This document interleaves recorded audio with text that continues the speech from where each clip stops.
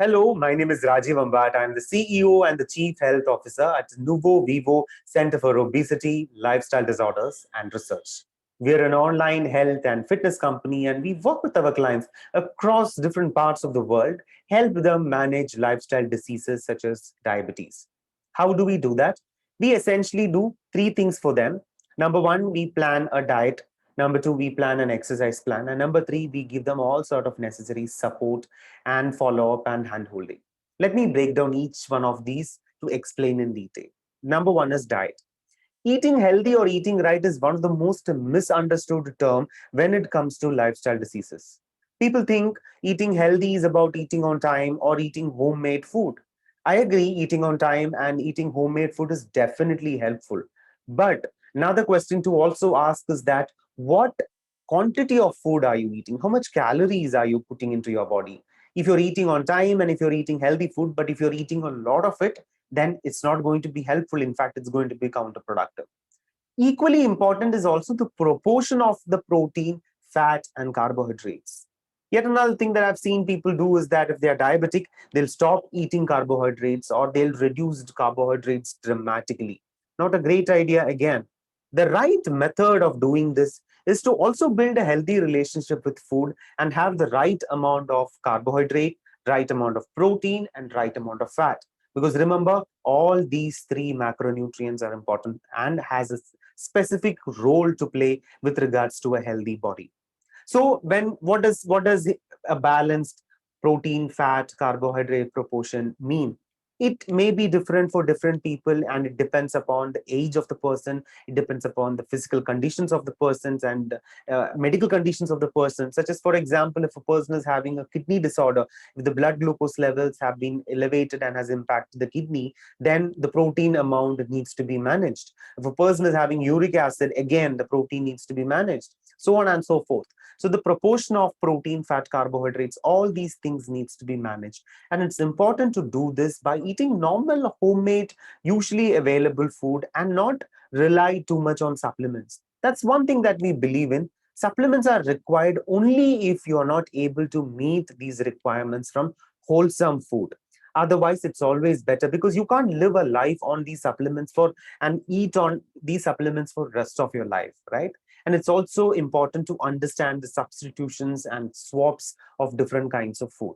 For example, if we say that a slice of bread can be replaced with, say, X grams of oats or this much amount of dosa or idli, now that's something and information that you can use to your advantage to make sure that you're not getting bored with the diet, right? It's important to build a healthy relationship with food.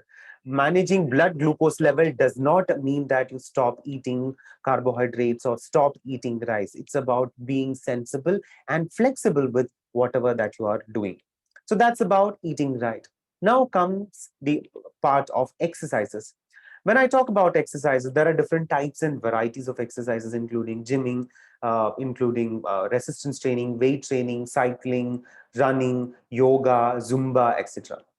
All exercises can broadly be classified into a weight training or a cardiovascular exercises or exercises such as yoga.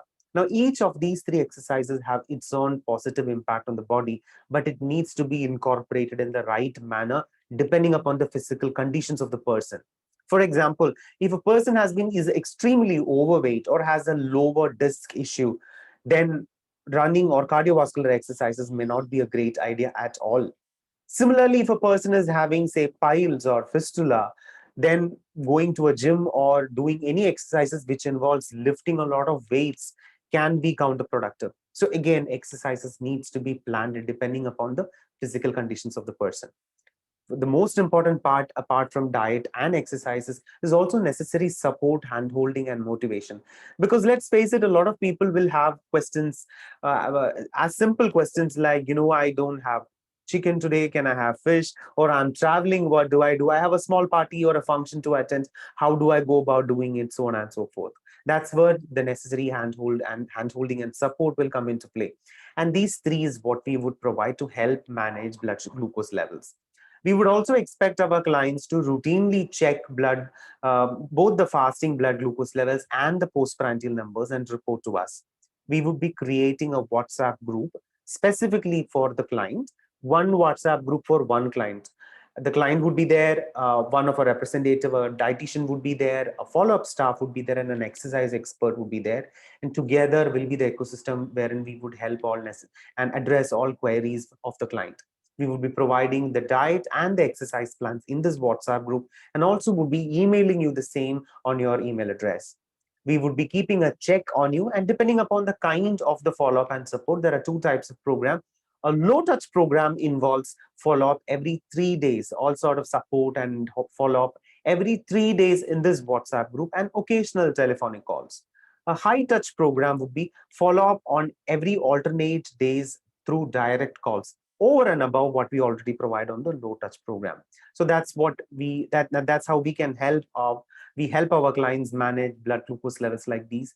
And it needs to be done in a very sustainable, flexible, and enjoyable manner, so that reliance on medicines such as metformin or Amaryl or linagliptin or voglibos or even insulin can be reduced to a reasonable and even a great extent with these kind of lifestyle uh, changes.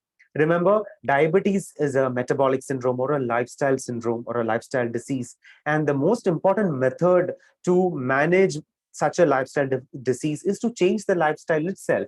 Medicines are required if you are not able to meet these lifestyle blood glucose levels just by changing the lifestyle alone. But definitely with right lifestyle, the reliance on the medicines can be reduced, at least in future, and future complications and impacting other organs of the body, etc., can be reduced and greatly be minimized if done in the right manner. Thank you.